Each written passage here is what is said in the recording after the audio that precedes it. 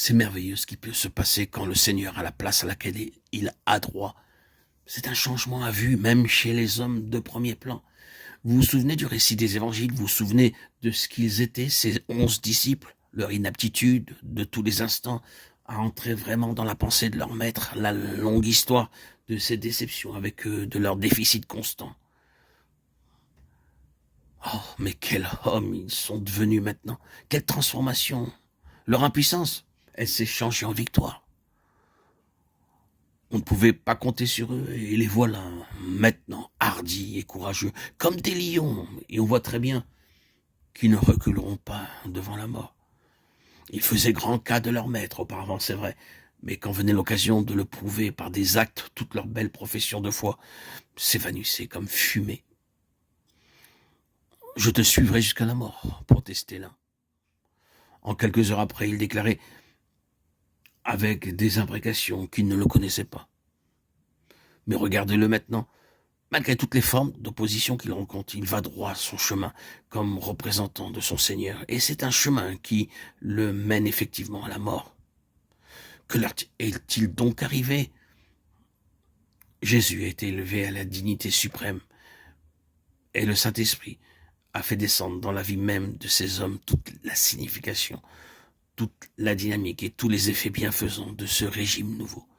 Si bien que son autorité de droit n'est pas seulement quelque chose qui est établi dans les cieux, c'est quelque chose qui est en eux. C'est cela qu'il nous faut.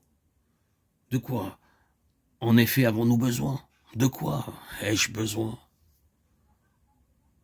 Ce dont nous avons besoin, c'est de quelque chose d'infiniment plus spontané que ce que nous avons maintenant, de plus spontané dans le témoignage, dans l'expression extérieure de ce qui nous remplit.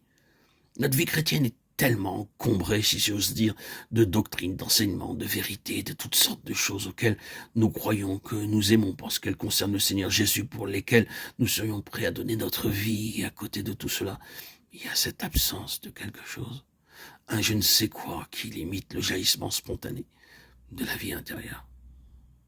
Mais le remède, nous voyons où il est maintenant. Le remède, c'est qu'il devienne dans nos vies comme il ne l'a encore jamais été, le Seigneur de tout et de tous.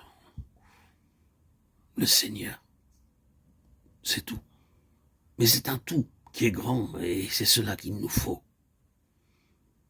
Qu'il devienne le Seigneur, tout court.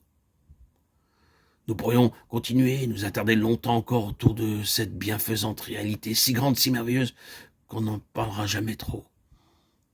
Mais il y a une chose que je mets sur votre conscience, bien-aimée, comme Dieu l'a mise sur la mienne, c'est que cette réponse à des besoins si impérieux, cette solution d'ensemble de tous nos problèmes, cette grande lumière sur toutes nos questions, cette ressource sans pareil pour la pleine réalisation du plan de Dieu, ce point de départ si plein de promesses, nous l'acceptions, nous le reconnaissions, et que convertis ou inconvertis, nous fassions de notre vie désormais livrée sans réserve un trône pour le Seigneur Jésus, pour qu'il puisse démontrer là qu'il est bien le Seigneur de tout et de tous. Non pas Seigneur de la moitié, non pas Seigneur des 3/4 ou des 9/10, mais Seigneur de tout. Seigneur au dedans, Seigneur au dehors, Seigneur de notre vie personnelle, Seigneur de notre foyer, pour autant que cela dépende de nous, qu'il en soit ainsi. Seigneur dans nos affaires, dans nos relations, partout où nous avons des intérêts en jeu. Tout cela, il le sera un jour dans l'univers entier. En serons-nous exclus? Serons-nous livrés aux ténèbres du dehors parce que nous l'aurons rejeté? À Dieu ne plaise. Dieu veuille au contraire que tous ici, auditeurs, auditrices, nous ayons un jour notre part de cette plénitude de joie et de gloire. Parce que sur cette terre, pendant le temps fixé par Dieu pour déterminer notre choix, nous aurons accepté son Fils Jésus. Nous l'aurons reconnu Seigneur de tous et nous l'aurons fait Seigneur de tout. Il a envoyé la parole aux fils d'Israël en leur annonçant la paix par Jésus-Christ qui est, lui, le Seigneur de tous. Pour employer les termes mêmes que Pierre emploie au chapitre 2, élevé par la droite de Dieu, il a reçu du Père le Saint-Esprit qui avait été promis. Élevé par la droite de Dieu. Dieu a fait Seigneur et Christ ce Jésus que vous avez crucifié. Il est Seigneur de tous. Quelle grande vérité! à intégrer dans nos cœurs et à vivre pleinement